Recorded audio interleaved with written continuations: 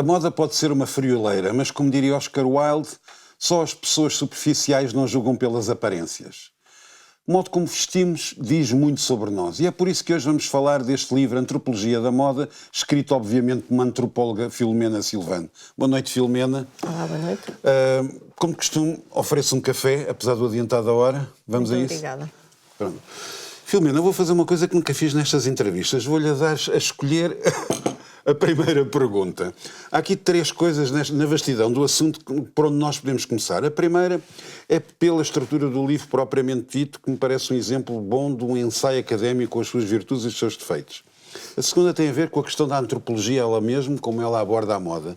E a terceira, falar da moda em si. Qual escolhe? Isto parece um concurso daqueles da tarde.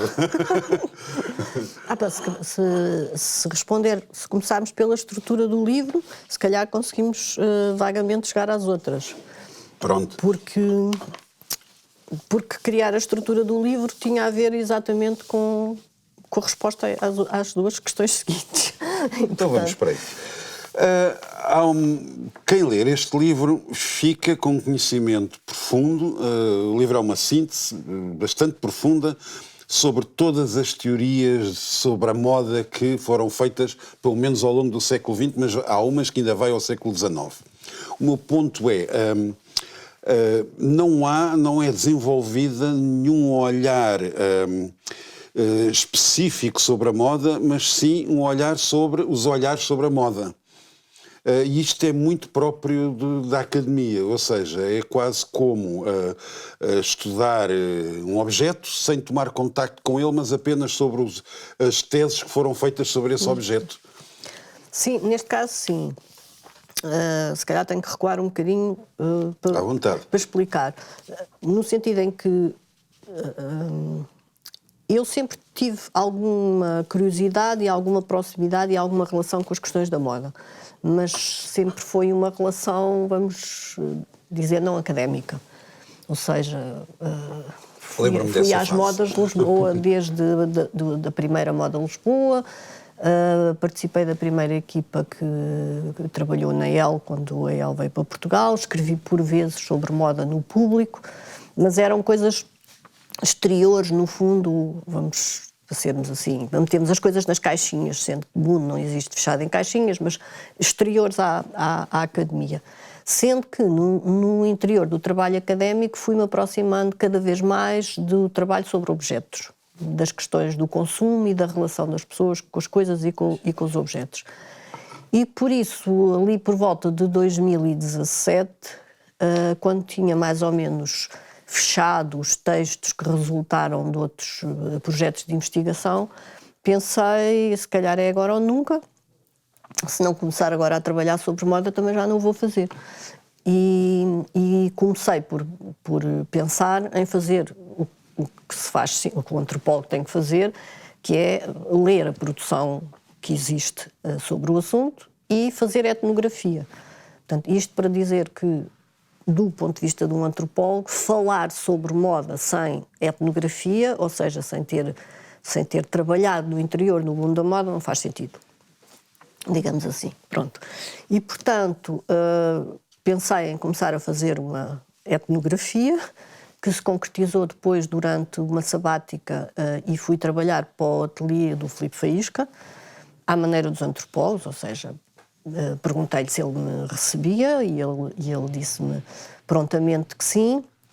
E, portanto, eu ia para lá, chegava lá, sentava-me a ver, tirava notas, perguntava se podia ajudar, fazia o que era possível dentro das minhas parcas competências e ajudava. Portanto, e acompanhava. interveio mesmo na produção. Sim, até um certo ponto, sendo que as minhas competências são parcas. Mas pronto, alguma coisa dentro daquilo que era possível fazer cozendo, também cozia. E comecei a trabalhar, portanto, e depois seguir nas passagens de modelos, etc, etc. Pronto, por um lado havia isso. Por outro lado, comecei a ler de forma muito mais sistemática a literatura existente sobre a moda, que é infinita, como hoje é a literatura sobre tudo, praticamente é infinita, como no fundo pelo menos as pessoas que não são muito dadas a percursos muito sistemáticos, que é o meu caso, fazem, que é um bocadinho através de redes, ou seja, lê-se um livro e depois vê-se que nesse livro é citado outro que se calhar pode ser interessante e vai-se ler o outro, e depois e através de uma rede de livro que envia para livro, no fundo vamos tentando cobrir o que é essencial. Pronto. Depois, até por causa do confinamento, na realidade, face a isto, eu tinha duas coisas que eu podia fazer. Era um livro que dava conta das leituras e era o outro que dava conta, vamos dizer, da etnografia. Portanto, era um livro que falava de livros e era o outro que falava de uma observação específica e concreta sobre o mundo da moda. Portanto, dado o confinamento, concretizou-se o primeiro, concretizaram-se para já 2 textos etnográficos que devem estar a sair agora, sobre um objeto muito específico, que são as passagens de modelos, os desfiles de moda, com linguagem mais contemporânea, e pronto, e no essencial é por isso que a coisa está dividida assim. Para escrever este, como as leituras são infinitas, era preciso pensar numa estrutura, e confesso que não foi fácil. E isto porquê?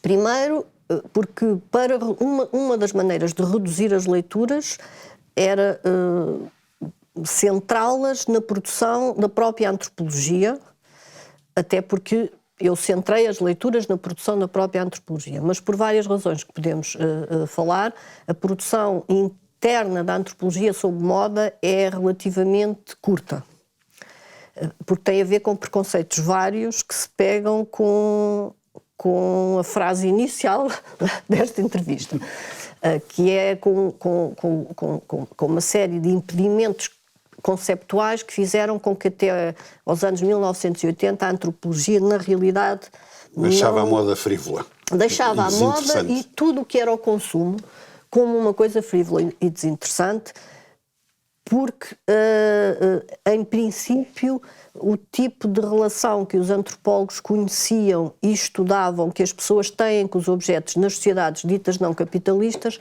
era suposto que essa relação não estava presente no mundo capitalista, o que é completamente falso, mas o facto é que essa espécie de a priori fazia com que os antropólogos dessem muita importância à cultura material e, neste caso, ao vestir nas sociedades que antigamente chamavam primitivas, mas considerassem que no Ocidente isso não era um objeto digno de análise, porque justamente tinha a ver com por um lado, com uma ideia de alienação, e por outro lado, porque o consumo fazia com que os objetos não constituíssem as relações sociais, porque a troca já não existia da mesma forma, digamos assim. Pronto. Não vale a pena agora estarmos aqui a discutir essa teoria. Já está a dizer tanta coisa, já tenho 5 ou 6 perguntas a partir do que está a dizer. Isto é só para dizer que realmente a produção é um bocadinho paradoxal. O primeiro texto, que eu, pelo menos segundo a informação que consegui obter, o primeiro texto com base empírica sobre a moda que foi escrito por um antropólogo americano, pelo Kroeber. Portanto, é de facto um texto de antropologia, no sentido em que ele pega num corpus muito estendido no tempo de revistas de moda e tenta mostrar que há ciclos.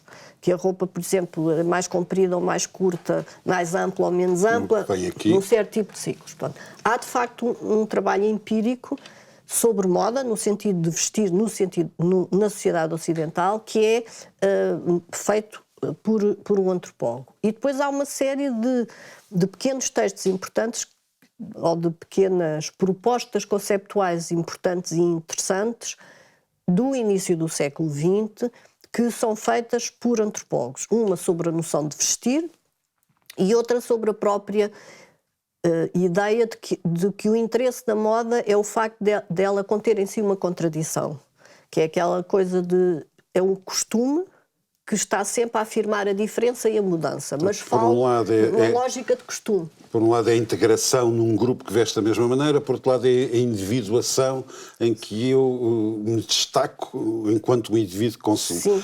Mas, desculpe interromper, já disse aí tanta coisa, mas há uma coisa que é comum ao que está a dizer e a estes textos todos, que e mesmo do lado etnográfico de certa maneira, é o ponto de vista em que a antropologia se coloca. A antropologia coloca-se sempre do ponto de vista precisamente do consumo.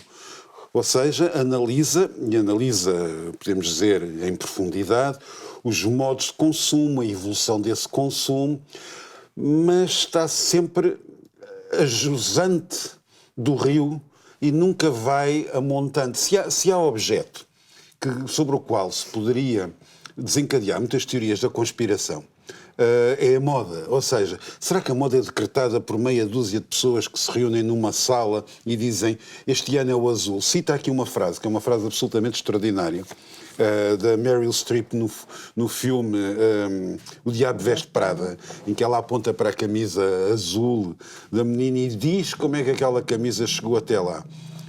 E nenhum destes textos antropológicos vai até àquele lado e como é que se tomam as decisões para depois chegar à minissaia?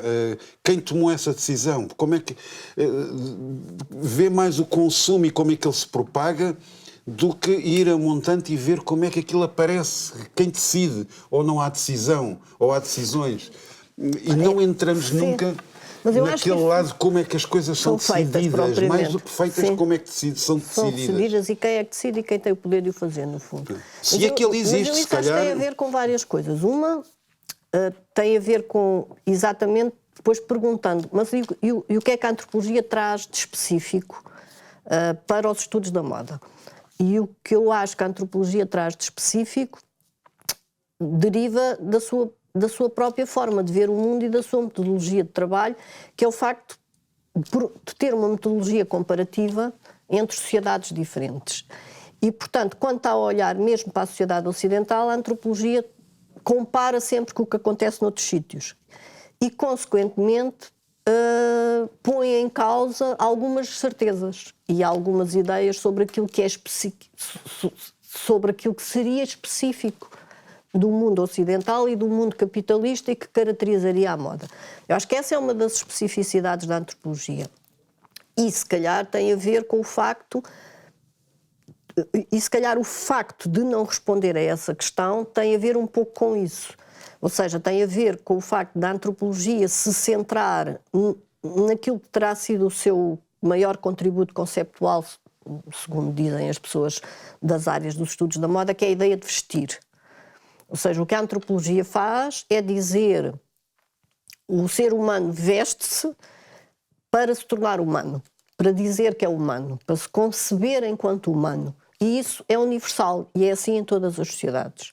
Portanto, em todas as sociedades, o homem transforma o corpo, por vezes martiriza ou para o transformar e para o fazer equivaler a modelos, digamos assim, veste-se, adorna-se. E o que a antropologia diz é isso é universal e isso tem que ser visto no interior de atos performativos de construção de si, que é também a construção social de si. E é igual em todo lado. Portanto, num certo sentido, a antropologia olha para o vestir e tem alguma relutância em olhar para o fenómeno moda. Eu concentrei-me no fenómeno moda, entre outras coisas, por uma razão muito simples. Se eu fosse chamar Antropologia da Moda e do Vestir, e há um livro, uma coletânea de textos feita por duas antropólogas americanas que tem esse nome, mais uma vez a informação era infinita. Porque sobre vestir há imensos textos. Portanto, eu tentei concentrar-me, dentro da medida do possível, numa delimitação possível do fenómeno moda. Dentro do universo de vestir. Mas mostrando que para a antropologia o que conta, num certo sentido, é mais essa coisa de porque é que nós nos vestimos, como é que nós nos vestimos e o que é que isso significa cultural e sociologicamente do que propriamente a produção. Dito isto, também há trabalhos etnográficos, poucos, sobre produção de moda.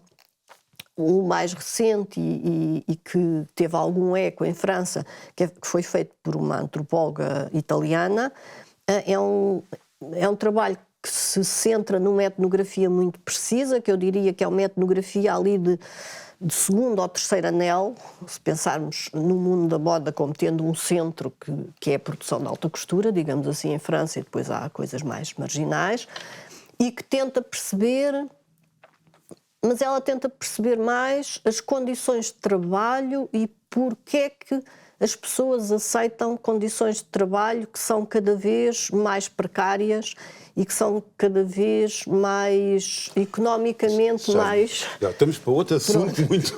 Mas que é importante, dizer, como é evidente, na produção. Isso existe feito, do ponto de vista da produção. Eu diria que a questão de quem manda e de como é que isso acontece é extremamente complexa, porque é uma máquina, é uma indústria muito que integra muitos agentes muito diferentes do ponto de vista da mera estruturação económica, ou seja, é um trabalho que tem que ser feito do ponto de vista macro, trabalhos feitos de um ponto de vista mais... Há também um trabalho interessante de antropologia que é feito por uma europeia e por uma chinesa, sobre justamente a questão da produção que liga a China à Europa e da produção de indústrias familiares. Mas mesmo assim afunila, porque para haver etnografia tem que se afunilar, ou seja, para fazer trabalho de campo sobre qualquer coisa tem que se afunilar. Essa é a vantagem da antropologia, é perceber as coisas numa visão micro e de dentro para fora, tentar entrar e perceber o que é que se passa lá dentro. Mas para dar resposta a uma questão desse tipo, ela tem que ser construída a partir de uma visão muito mais macro, que eu estou convicta de que vai dizer que não há uma resposta para isso. Não há uma pessoa que decide que vai ser a mini-saia. São uma quantidade de atores sociais que, num dado momento, por múltiplas razões, se conjugam para que aquilo aconteça assim. Até porque uma boa parte da origem dos fenómenos que depois têm uma existência no interior da própria indústria da moda, eles vêm de fora para dentro. Eles vêm dos estilos de rua, por exemplo, que depois são apropriados, num certo sentido, pela própria indústria da moda, ou vêm de fora para dentro porque há um costureiro que está mais atento e que se identifica ideologicamente, culturalmente, sociologicamente com um certo movimento que está a nascer nas ruas e o traz para dentro da indústria. Depois, porque é que resulta ou porque é que não resulta? Mais uma vez, é um enigma. Há projetos falhados. Há projetos falhados, há coleções que não resultam particularmente, há projetos que são muito mal vistos. Por exemplo, quando o Yves Saint Laurent vai buscar a silhueta do tempo da guerra, isso falha. É uma coleção que não é bem recebida, mas depois, nos anos 80, porque sociologicamente as mulheres estão no interior da economia a atingir postos de poder, e aparece toda uma afirmação vestimenteira, se assim se pode dizer, com ombros largos, cinturas justas, que é uma espécie de retomar de alguns dos elementos das linhas da roupa feminina do tempo da guerra, que num certo sentido, se pensarmos numa oposição que já não faz muito sentido, mas poderia ter feito de masculino e feminino, tem a ver com ir buscar elementos da roupa masculina que têm a ver com o exercício do poder masculino.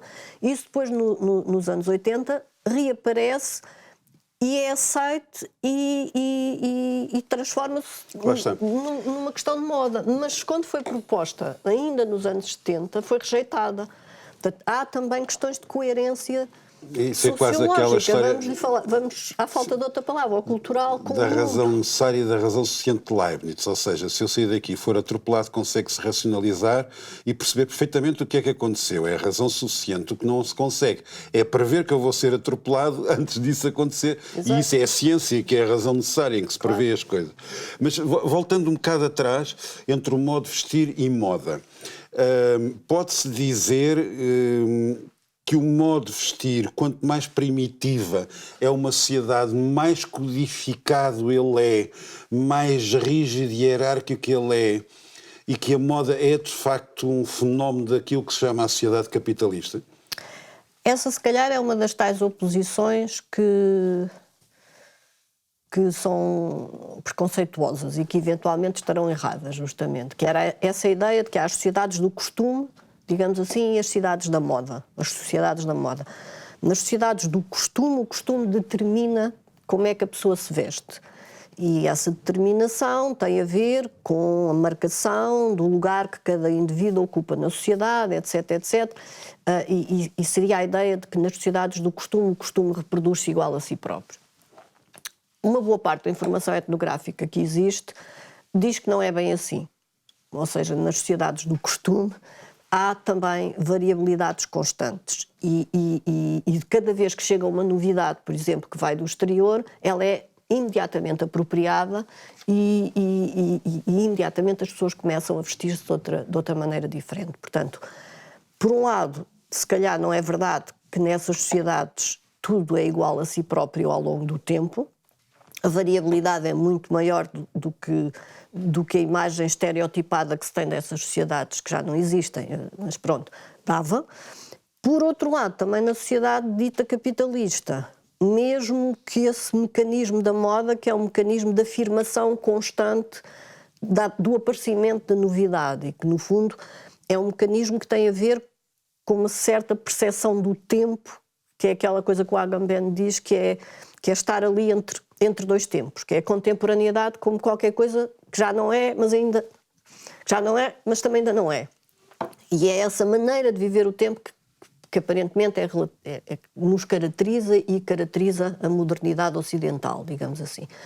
No entanto... Isso é o individualismo, ou seja, a ideia de singularidade, claro, em que mesmo que depois se teçam discursos e observações em que a maneira de ser diferente, no fundo, representa uma igualdade e uma integração no grupo, a ideia de que eu visto como quero seria uma ideia impossível no século XVI.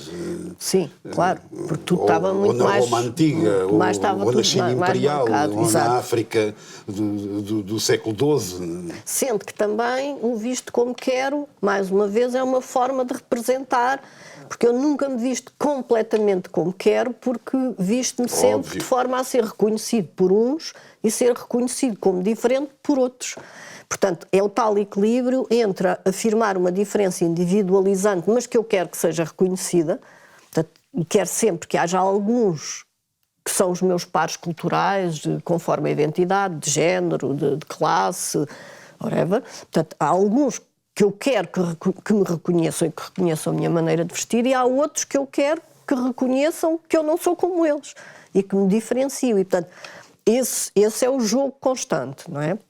Por isso, a mesma ideia tem a ver com o individualismo, mas o individualismo é uma negociação que tem os seus limites. E mesmo essa lógica não é confortável para todos na nossa sociedade. Há na nossa sociedade pessoas que se afastam dessa lógica da moda exatamente porque preferem, vamos dizer, uma lógica de costume. Ou seja, porque preferem uma lógica de vestir que as identifique com um grupo específico que seja relativamente reprodutível e igual a si própria, entre outras razões porque podem não querer fazer o investimento emocional, económico, simbólico, psicológico que essa constante diferenciação implica. E uma das coisas interessantes há um antropólogo que é talvez aquele que é o Paul Remus, que é talvez aquele que mais trabalhou no interior do mundo da moda. Ele mostra muito bem isso, ele mostra como é que, por exemplo, os movimentos de estilo, os punk, por exemplo, um punk, quando nos anos 70 um jovem começava a vestir-se daquela maneira, ele estava a diferenciar-se, claramente, não é? Estava a vestir-se de uma maneira que era diferente dos outros. Mas muitos deles chegaram à idade adulta e continuaram a vestir-se daquela maneira, ou seja, eles transformaram aquilo numa lógica de costume. E ficaram assim, até agora já serem velhos, quase. Porquê? porque aquilo que foi uma lógica de diferenciação depois transformou-se numa construção de identidade que pode ter cristalizado e ficou assim. E isso é verdade para os Motar também, e é verdade, como é verdade para questões que têm a ver com origem étnica. Se uma pessoa resolve que é indiana, que veste sari e que veste sempre sari, pode vestir sempre sari. E pode viver perfeitamente no mundo contemporâneo. E ainda há lógicas mais sutis. Há um antropólogo inglês que foi dos primeiros a desencravar a antropologia no estudo da sociedade de consumo, que é o Daniel Miller, e ele tem um grande projeto de investigação só sobre calças de ganga, sobre jeans, e ele tem um texto muito, muito interessante em que fala das calças de ganga como uma roupa pós-semiótica. E eles trabalham em Londres e percebem que uma boa parte da população migrante que chega a Londres, de várias partes do mundo, opta por vestir aquelas calças de ganga que não têm marca, que são mais simples que há, e um t-shirt e uma sapatilha do mais simples que há. Ou seja, opta por uma lógica de roupa que os torna igual a todos. Porque é aquilo que eles querem quando chegam a uma grande metrópole e querem passar despercebidos.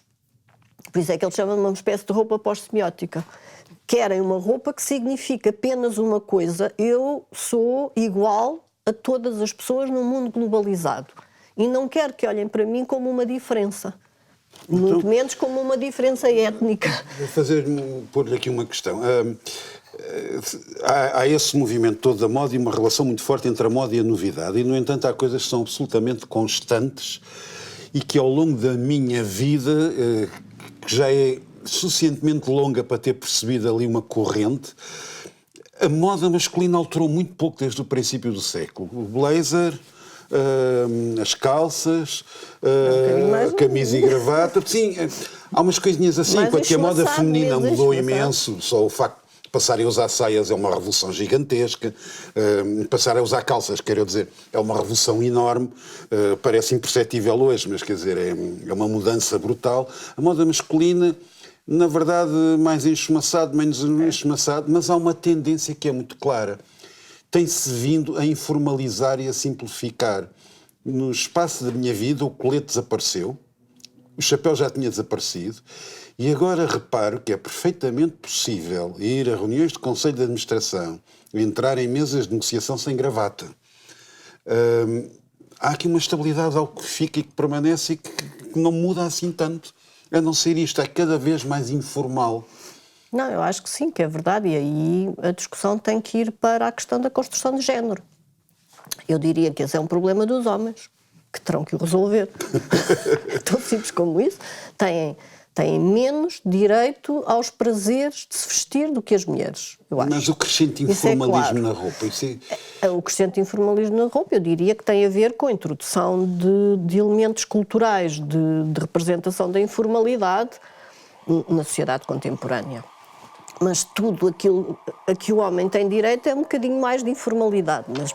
Mas apesar das várias tentativas que já foram feitas, nomeadamente pelo Jean-Paul Gaultier e por outros criadores de moda, por exemplo, a saia não funcionou, já se propôs várias vezes. Sim, e até houve um assessor de uma deputada que quis fazer isso e... Mas aparece sempre como nem sequer a saia indonésia, se pudesse chamar saia aquilo. Que justamente, que é uma coisa masculina, perfeitamente. De identidade de género masculina em sociedades que até nem são tão liberais como isso, e absolutamente contemporâneas. A construção da identidade de género, exatamente. Mas eu acho que é óbvio que a margem de manobra no que diz respeito ao vestir para os homens é mais curta, mas eu acho que isso é indissociável da construção daquilo que é ser homem, e essa margem vai ser tanto maior quanto a margem de construção da identidade masculina no interior da construção das identidades de género se alargar. E aí passará a ser possível introduzir outros elementos, mas eu diria que essa é É uma conquista que os homens têm de fazer, mas para a fazerem também têm que pagar preços. Se calhar porque a conquista que os homens estão a fazer tem a ver com um certo tipo de exercício do poder, para todos os efeitos, não é? Lá está, se calhar a grande conquista da masculinidade é informalizar a sua indumentária. Mas tem que depois informalizar o seu poder, porque uma coisa vai com a outra. Por exemplo, vou-te dizer, eu durante muito tempo não fui aos Estados Unidos e quando fui houve uma coisa que me impressionou e que foi flagrante, já ninguém tem sapatos. Ou são ténis, ou são formas mais ou menos sofisticadas de sandálias / chinelos, porque se é chinelos parece que é pejorativo. O sapato é uma coisa que parece que está a desaparecer. Um sapato duro e de sola. Um sapato duro de sola, de cabedal, ou mesmo duro, pronto, escusa de ser cabedal, para não ofender animalistas. É uma coisa que está a desaparecer. A gravata claramente está a desaparecer. Se calhar a conquista da masculinidade é poder ser mais informal e menos rígido dentro de uma banda estreita, digo eu, mas é estranho estar a assistir a moda anda para cima, para baixo, dá muitas voltas, agora usam-se fatos muito estreitinhos. No nosso tempo, quando eu era jovem, a Filomena ainda é jovem, havia a calça à boca de cinto, nunca mais voltou. E, no entanto, há aqui uma corrente que está a ser marcada. Há cada vez mais informalidade na roupa, mesmo em situações muito formais. Sim, sim, sim. Não, e quando estamos a dizer que há uma menor flexibilidade, mesmo, enfim, também é preciso não exagerar, porque a quantidade de coisas que entraram, e nomeadamente as tais que vieram da moda de rua e que depois entram na moda no sentido mais estrito da palavra, ou seja, mesmo nas produções das grandes marcas, tudo o que é grande, extra large, etc, tudo o que veio da moda americana de rua, nomeadamente da moda americana negra de rua, e que depois entra, e não só entra no interior do mundo da moda, como entra nas grandes marcas. Veja-se a Balenciaga como uma das marcas mais poderosas do mundo contemporâneo do ponto de vista cultural, quero dizer, está lá tudo. E depois, no que diz respeito à flexibilidade de género, há também fenómenos muito particulares. A Gucci, na altura do confinamento, declarou que não ia mais fazer passagens separadas, que ia avançar progressivamente para uma produção sem diferenciação de género. Agora, uma coisa é o facto destas decisões que têm implicações comerciais serem, como é que eu ia dizer? Isto são decisões de tipo cultural e político, como é evidente, não é? Portanto, quando um criador de moda diz não vamos separar mais as coleções, vamos ter cada vez mais peças que não são diferenciadas do ponto de vista do género, quando substitui as passagens por filmes e escolhe como protagonistas desses filmes uma atriz transgênero, ou quando entrevista um filósofo, uma filósofa que também se situa nessa área relativamente às questões de género, são opções que são, obviamente, culturais e políticas muito precisas e que são feitas por uma das marcas mais poderosas e que mais lucros dão no mundo global contemporâneo. Portanto, isto tem a ver com a componente cultural, digamos assim, e política da produção de moda. São opções civilizacionais. Se isto depois funciona do ponto de vista comercial, eu diria que, no mínimo, temos que aceitar que qualquer coisa está a mudar. Porque, senão, os setores mais conservadores não compravam mesmo aquela marca. E, no entanto, aparentemente, deve haver alguns que compram, porque para poder ter aqueles números, tem que haver muita gente a comprar coisas muito caras e com muito dinheiro para que aquilo exista. Agora, entre isso e transformações reais de massa, ou seja, entre isso e depois o que acontece na fast fashion, há uma diferença. A fast fashion não faz esse tipo de opções culturalmente tão marcadas, porque a sua opção é uma opção de venda muito mais globalizada e muito menos marcada do ponto de vista de uma afirmação cultural e política, como é o caso da opção da Gucci. O que eu quero dizer com isto é que se a Gucci está a fazer essa opção e vende, eu diria que é óbvio que o mundo está a mudar. É óbvio que há muitos homens disponíveis ou sei lá, temos múltiplas coisas, a questão das pérolas, do uso das pérolas, de cada vez mais haver homens a usar pérolas nestes últimos anos, mas são pequenas alterações, não sei se o presidente do Conselho de Administração de uma grande empresa vai com um t-shirt preto e um colado de pérolas para a reunião, se calhar ainda não vai. Haveremos de ver. Mas veremos. Apenas aflorámos este assunto, uma síntese perfeita do que se pensa sobre a moda está neste livro. Obrigado, Filomena. Nada.